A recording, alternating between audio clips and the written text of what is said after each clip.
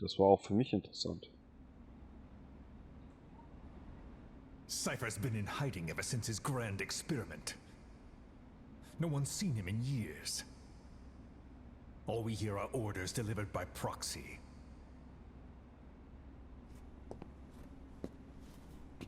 Except you.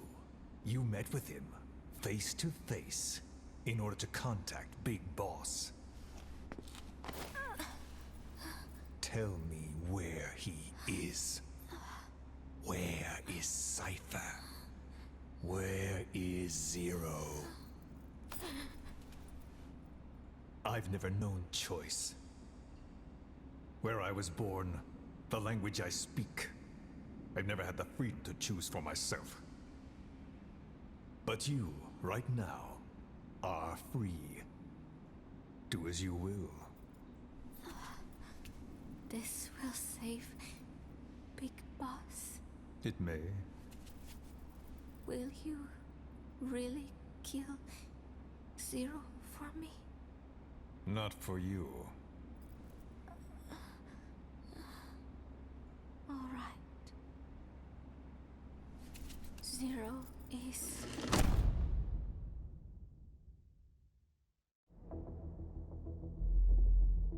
30. April 1975, die Cho-Ho-Min-Kampagne führt zum Sturz, zeige uns zur Wiedervereinigung Vietnams. 17. Juli 1975, Suez und Apollo docken im Weltraum an.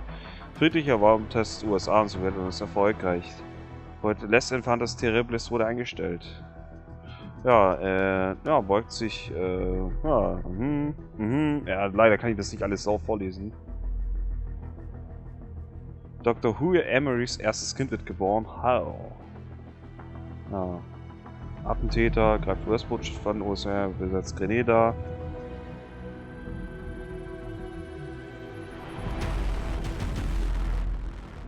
Folgt jetzt sofort in the Phantom Pain. Nein. Ja, leider bin ich nicht so ein schneller Leser, es tut mir leid. Das muss man noch üben. Aber jetzt hat endgültig Schluss. Schauen wir mal uns zusammen kurz das Menü an. Vielleicht entdecken wir da noch was, aber ich glaube, es sieht nicht gut aus, meine Freunde. Don't you die on me, damn it! He be dropping! Intubate now! Clear!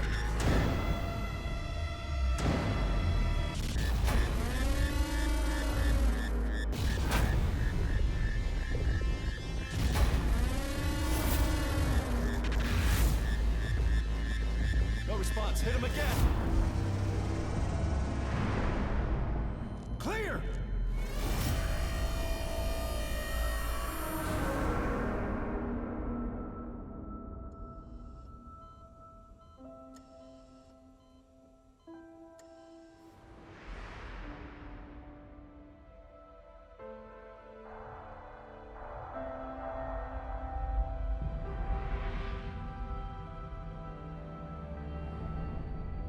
You've been in a coma for quite some time. Yes, I know. You would like to know how long. I'm afraid it's been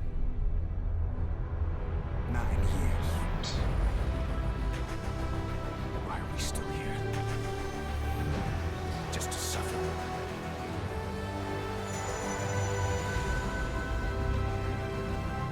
The body I've lost. The comrades I've lost. Won't stop hurting.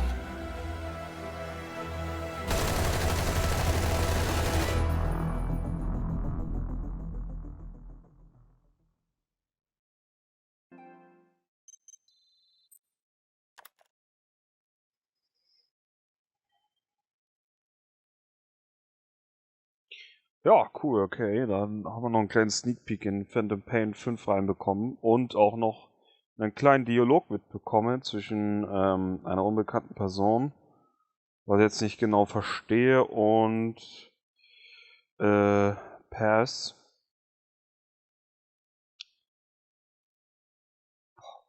Okay, ey, da freue ich mich jetzt umso mehr jetzt. Leider muss ich noch einen Tag genauso wie ihr warten, denn ich habe noch Mr. X am Steuer, der gerne auch mitspielen möchte.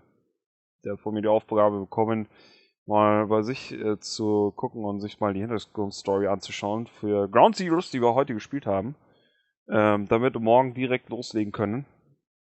Ja. Die prüfungsschnellste Markierung aller Feinde wurde für die Mission normale Schwierigkeit freigeschalten. Dann findest du im Menü Prüfungsrekorde. Prüfung für Rang C, du hast die SZ336 SMG erhalten. Von dann wirst du die Waffe am Startpunkt dieser Mission erhalten. Prüfung für Rang B, du hast den FB Raketenwerfer erhalten. Belohnung für Rang A habe ich den Sniper D erhalten. Ich habe 3 von 7 Kassetten von Chico erhalten. Ich habe die Schwierigkeit extrem freigeschalten. Ich habe die Nebenmission Emir, der Deserteur, bekommen. Ich habe die Agentenrettung bekommen als Nebenmission. Als Nebenmission habe ich auch die Geheiminformationsbeschaffung erhalten. Zerstörung der Luftabwehrstellung habe ich erhalten. Ich habe ein XOF-Auszeichnung gefunden. Und ja, das war's schon. Da hätte ich ehrlich gesagt ein bisschen Bock da rein zu sneaken, aber das wären dann Bonusfolgen. Ja, ich würde sagen, wir sind jetzt durch. Boah, habe ich richtig Bock zu spielen, ey. Hör mir auf. 9% abgeschlossen. Oh, da fehlen mir noch 2 Missionen. Auf jeden Fall, die gehen wir an. Nicht mehr heute, sondern irgendwann. Auf jeden Fall, ja, wir könnten mal in die Kassette reingucken.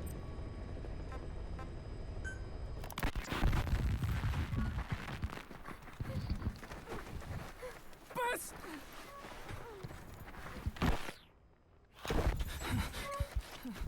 On your feet. Okay.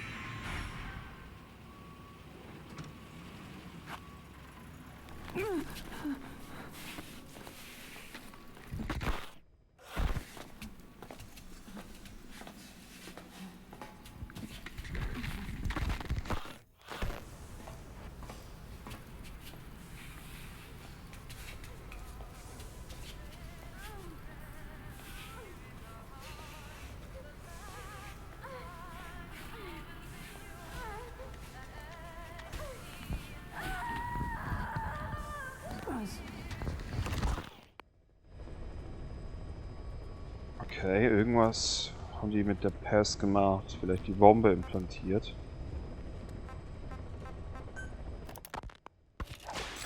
Come on, Buzz, talk! Please, Buzz, I'm doing this for you. Coward! How can you say that? Traitor! Don't make me mad. You're only making things worse.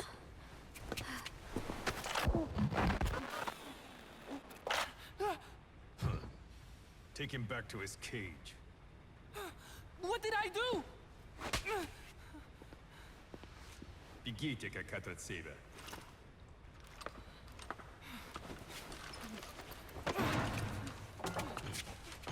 Give it back! Give it back! Enough. He's no good to us dead.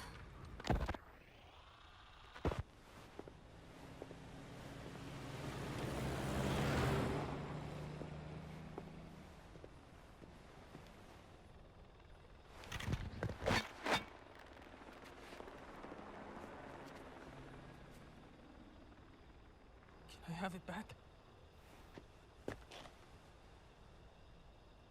We've decided to let her go.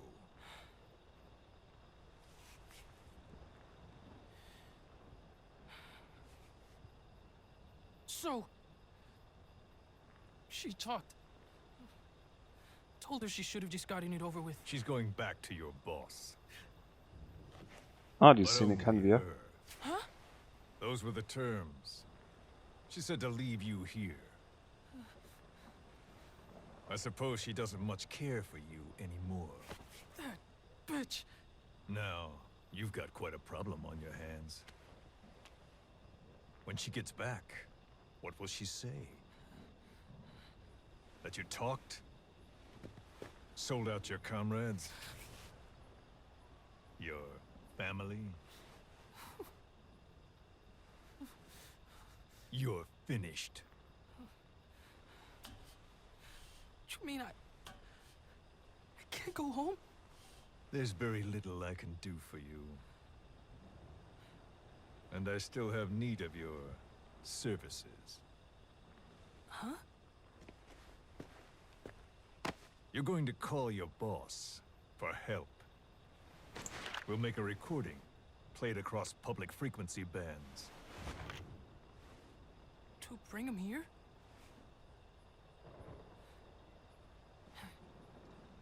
Yeah, right. Do you expect me to trust you?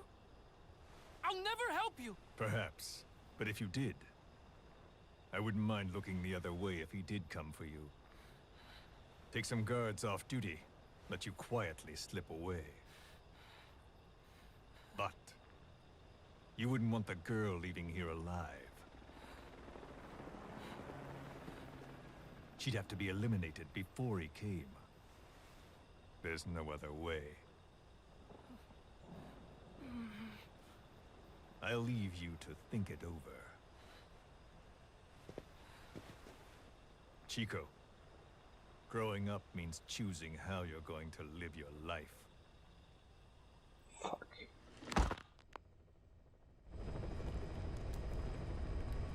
Boah, ey, da lohnt es sich echt, alle Kassetten zu sammeln.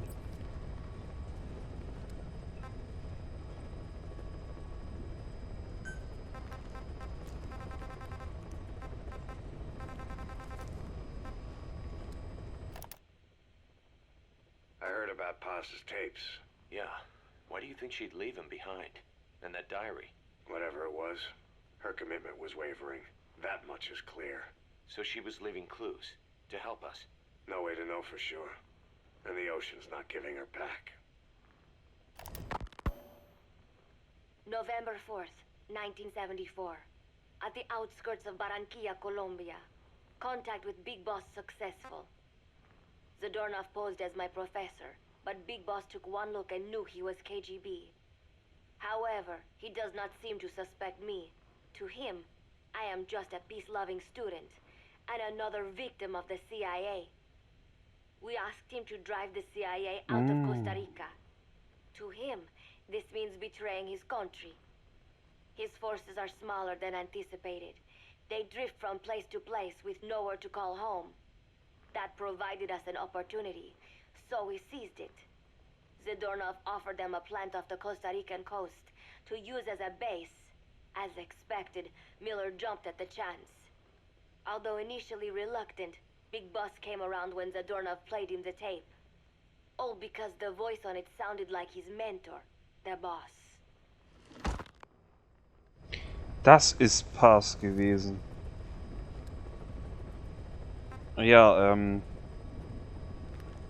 wenn euch das nichts sagt, mir aktuell leider auch eher weniger. Ich habe aber ein bisschen in Peace Walker reingespielt und da lernen wir Paz kennen. Und die war mir schon immer ein bisschen suspekt. Big Boss hat er gedacht, er kann sie formen. Und ja.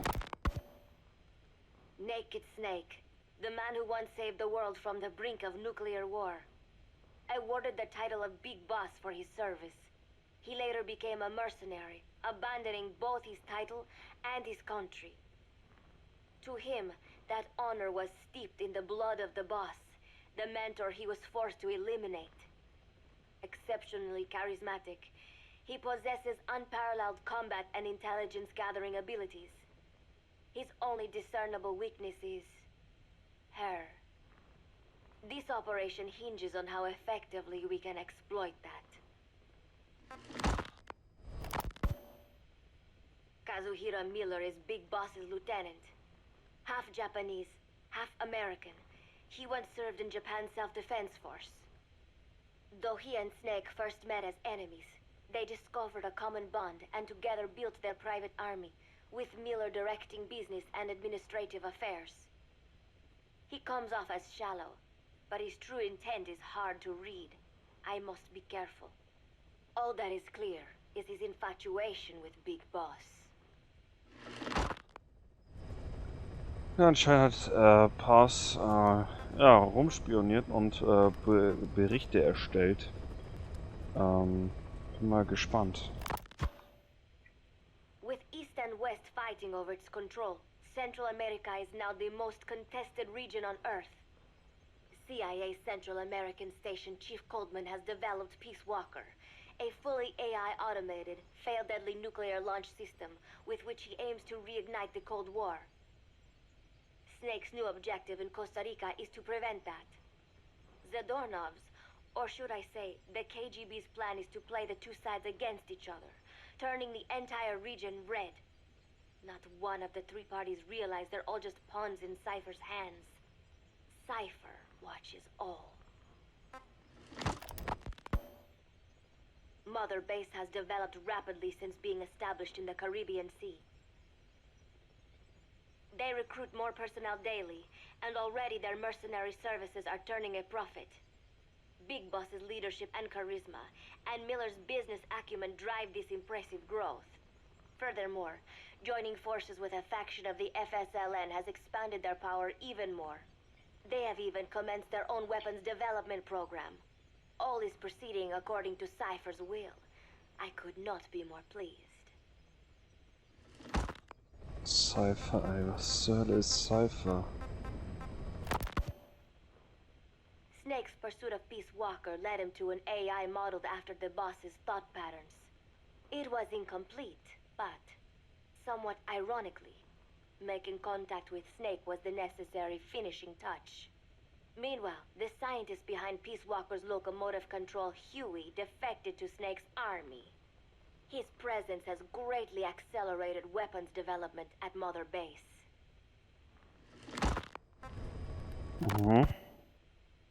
I failed to anticipate Coldman's madness, but nuclear war was averted. However, this was only after the boss AI on board Peace Walker sank itself to the bottom of the lake, in what could be likened to suicide. The boss laid down her gun, choosing to sing for peace instead, and Snake, himself a gun, parted ways with her. In doing so, he reclaimed the title he once abandoned. He is Big Boss. Interessant, okay. Also jetzt kriegen wir so ein bisschen mit, was in Peace Walker passiert ist. Zadornov has been detained. Since this leaves my cover identity without a guardian, the Mother Base staff has taken me in. I am now better placed than ever to monitor their internal affairs. Everything continues to unfold according to plan. The developer of the boss AI, Dr. Strangelove, has also come to Mother Base. With her and Huey's expertise, they can now develop a weapon capable of matching Peace Walker. Development on the bipedal weapon is now complete. They call it Metal Gear Zeke. It stands there like some sort of mystical guardian. The soldiers gaze on it with pride and reverence. Big Boss has elected to arm it with a nuclear weapon. As an army without a nation, they seem to feel the need for a deterrent against whatever the world might pit against them. It is a dangerous gambit. Why do such a thing? Their nuclear strategy differs from the Americans and the Soviet Union. The superpowers deter attack by revealing their nuclear arsenals to one another. Snake and his men know that if they were to go public with this, the whole world would unite against them. Business would dry up overnight. So they do not plan on revealing the nuke until necessary. This ace-in-the-hole approach is their idea of a nuclear strategy, wielding a deterrent, all the while unable to reveal its existence. I wonder if Snake sees how vulnerable this makes them. Ja, da hat sie recht. Yes. Hijack Zeke? Yes, I did indicate that to be our leverage. But I cannot imagine his agreeing to that now. But did you not raise them to safeguard your governance without borders? No, no. I have not forgotten. Cipher watches all. Yes, things are proceeding, but modifying Zeke has not proven easy. I am using Zadornov to buy some time. No, I have not forgotten what you said. However, well, forgive me for asking, but this is you I am speaking to, isn't it, Cipher?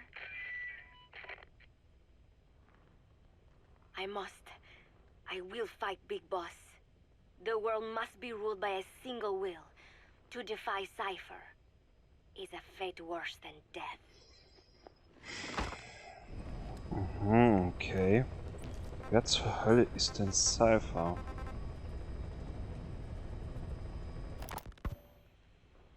Snake, you can forget about civil liberties where you're headed.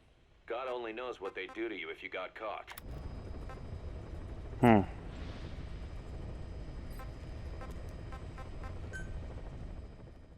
Wer zur Hölle ist Cipher?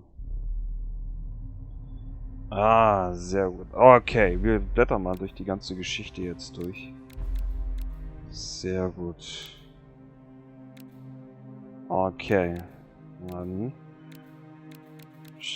blättern wir mal durch die extra Folge und ja, würde ich sagen, ich lege mal meine Erzählerstimme an.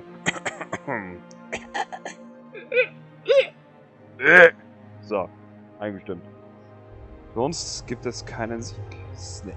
Es gab einen Mann, der eine Legende unter den Söldnern war. Ein Mann, der lang vor dem Aufkommen private Militärunternehmen eine eindrucksvolle Gruppe aus Kämpfern zusammenstellte, die sich als Nation empfanden.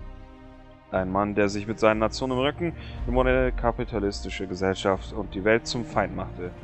Dies ist seine Geschichte. Wir sind keine Söldner, wir sind keine Fremdlegion. MSF ist ein Geschäft, eine neue Art von Geschäft. Miller. Bekannt unter dem Codenamen wie Snake und später Big Boss, machte er sich als Agent der US-Spezialeinheit Fox einen Namen. Einen gewissen Vorfall führte jedoch dazu, dass er sich vom Militär lossagte und sich darauf in den Kriegsgebieten der Welt als Söldner verdingte. Ja, wir haben ja vorher mitgekriegt, was los war. Der Vorfall in Metal Gear Solid 3 ist hier die Rede. Die Operation Virtuos Mission und die darauffolgende Mission Snake Eater hat dazu geführt, dass Snake oder auch wie auch später bekannt Big Boss sich gegen Amerika stellte und sich als Söldner in den Kriegsgebieten verdingte. Und 1974 betrieb Snake mit seinem Partner Kazuhira Miller eine kleine Söldnerfirma in Kolumbien, als sie von einem Mann besucht wurden, der behauptete, Professor an der Friedensuniversität in Costa Rica zu sein. Laut seiner Aussage hatte er mehrere Vorfälle mit einer geheimnisvollen bewaffneten Gruppe in Costa Rica gegeben, einem Land ohne eigenes Militär. Begleitet wurde der Professor von Paz, einer seiner Studentinnen, die von dieser Gruppe angegriffen und entführt worden war. Der Professor und Paz wollten Snake anhören, um die Gruppe aus Costa Rica zu vertreiben. Snake durchschaute ihre Täuschung jedoch sofort. Mein Name bedeutet Frieden und ich werde alles tun, das zu beschützen, wofür mein Name steht. Paz. Der Professor war in Wirklichkeit ein KGB-Agent und die bewaffnete Gruppe wurde von der CIA unterstützt. Im Kalten Krieg waren solche ausländische Geheimoperationen zwischen US- und Sowjetagenten keine Seltenheit. Die Motive der CIA blieben jedoch im Dunkeln. Paz wurde aus einem der CIA-Komplexe mit einer Kassette geflogen. Dort befand sich die Stimme der Frau, die als Mutter der Spezialeinheit bekannt war, The Boss. Da ein bekanntes Lied aus dem Jahr 1973 im Hintergrund lief, muss die Aufnahme kurz zuvor erfolgt sein. Snake war verblüfft. The Boss sollte eigentlich tot sein. Was macht sie in Costa Rica?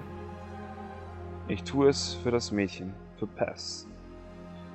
The Boss war Snakes Mentorin und die einzige Frau, die er je geliebt hatte.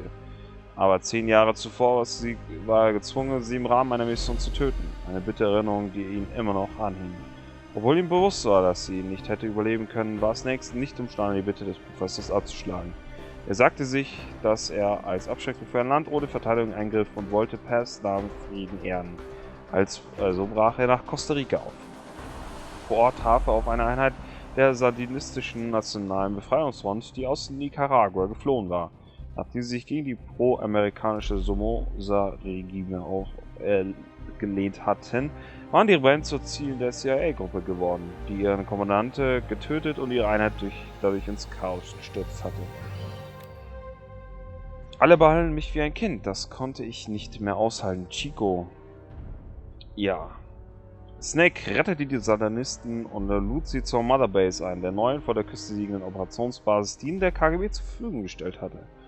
Die Kinder des gefallenen Kommandanten Amanda und Chico erkannten etwas von ihrem Idol, Che Guevara, in Snake und vergötterten ihn. Dies führte zu einem rapiden Anwachs von Snakes Truppen.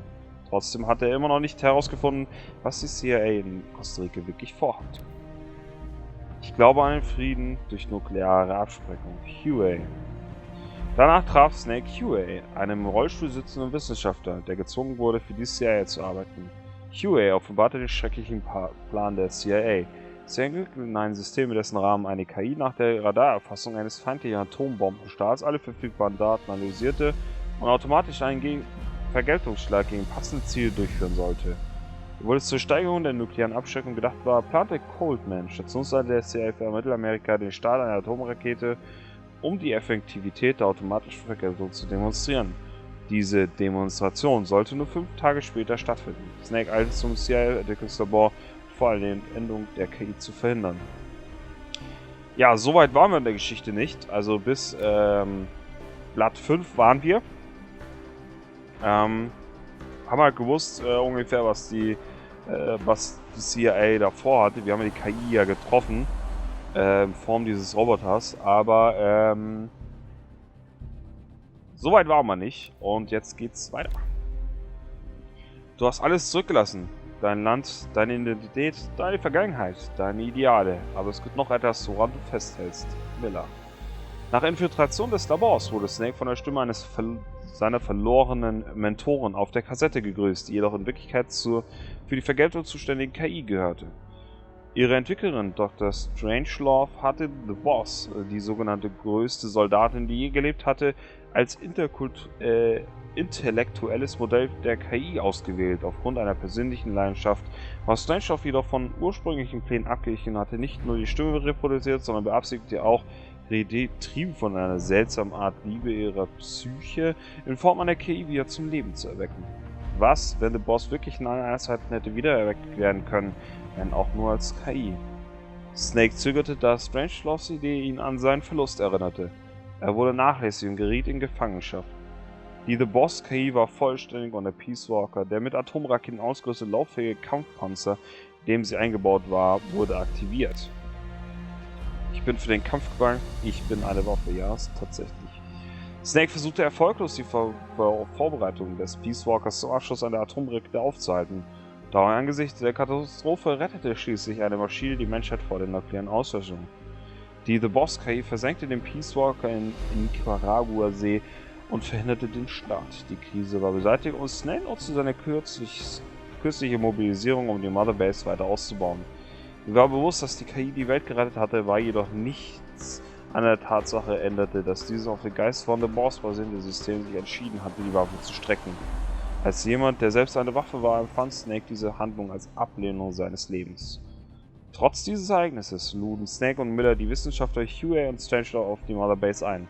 Dort sollten sie Metal Gear Zack entwickeln, einen Kampfläufer, den sie schließlich mit einem Nuklearsprengkopf ausrüsteten, wodurch ihre Einheit selbst zu einer Atommacht wurde. Dieser Ort wird nicht mehr mein Himmel sein. In der Zwischenzeit nahm die Mother Base Pers auf, eine Weise, nach dem Ende der Krise nicht einmal ihr Wohltäter beim KGB geblieben war. Dies alles war jedoch von einer Geheimdienstorganisation namens Cypher arrangiert worden. Auf Cyphers Befehl hin freundete Pers sich mit Amanda, Chico und den anderen an, während sie die Basis auskundschaften, um Zack zu stehlen. Sie sollte die Waffe einsetzen, um Snake in den Diensten als militärischen Arm Cyphers zu zwingen. Pers Versuch schlug fehl, als Snake Zack besiegte und sie verschwand in den Wellen der Karibik. Erst danach erfuhr Snake, dass Chico sich in sie verliebt hatte. Einige Tage später wurde ein Tagebuch entdeckt, das sie auf der Basis geschrieben hatte. Es offenbarte eine junge Frau, die nicht wusste, ob sie Cypher dienen oder auf ihr Herz hören sollte. Hier spricht Chico. Cypher hält mich auf einer US-Militärbasis in Kuba gefangen. Wahrscheinlich, weil Pers Cypher von Snakes Atomwaffe berichtet hatte, wandte sich die Internationale Atomenergieorganisation an die Motherbase und verlangte die Durchführung einer Inspektion. Der herausgekommen, dass Snakes Einheit eine derartige Waffe besitzt, hätte dies heftige Krise auf der ganzen Welt hervorgerufen. QA teilte der EAEO jedoch auf eine Initiative hin mit, dass die Motherbase einer Inspektion zustimmen würde. Er glaubte beweisen zu können, dass ihre Gruppe keine Bedrohung darstellt, solange sie die Atomwaffe verbergen könnten. Nachdem keine Möglichkeit mehr bestand, die Inspektion abzusagen, machte sich Snake und seine Männer widerwillig an die Vorbereitungen. In der Zwischenzeit erfuhr Amanda, die in der Kuba den Journalisten helfen sollte, dass Pers überlebt hatte.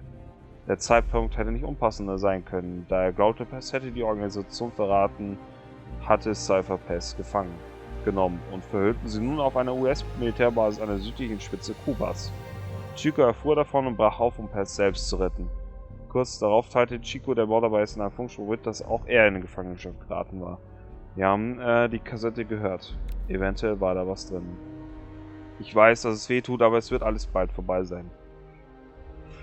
Da eine Vermutung hinsichtlich des Cyphers wahre Identität hatte, konnte Snake nicht zulassen, dass Chico und Pers der Organisation in die Hände fallen. Und wenn Snake es schaffen würde, Pers zu retten, bekäme er dadurch vielleicht die Möglichkeit, sich gegen Cypher zur Wehr zu setzen. Am Vorabend der Nuklearwaffeninspektion traf Snake den Entschluss, nach Kuba aufzubrechen. Ja, und das war unser Missionsbeginn. Krass, ey. Ja, Pers hat spioniert, war sich aber nicht sicher, ob sie das Richtige tut.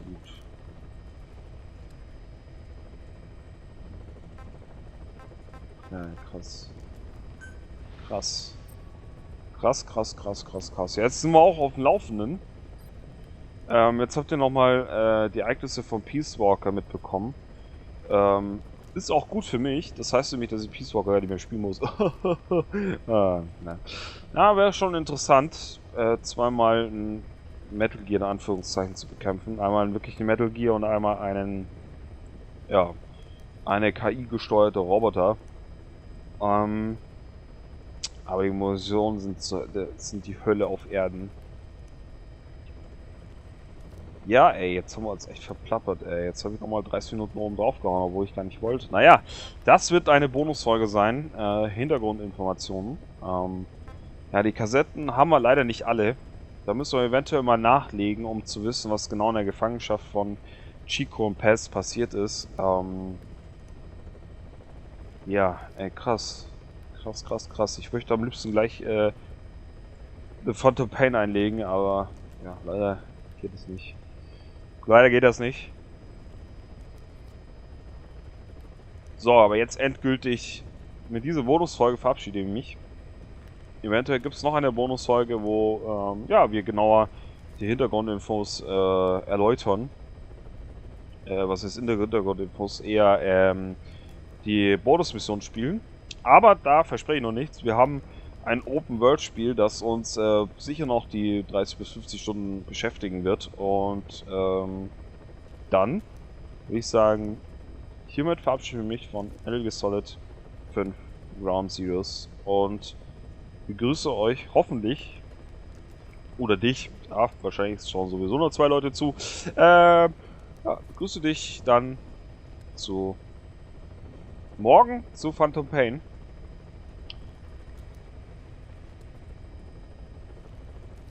Bis dann. Und gute Nacht. Gute Nacht. Vielleicht guten Tag, wenn du es in der Früh anguckst. Naja, egal. Ciao. Verschwinde jetzt.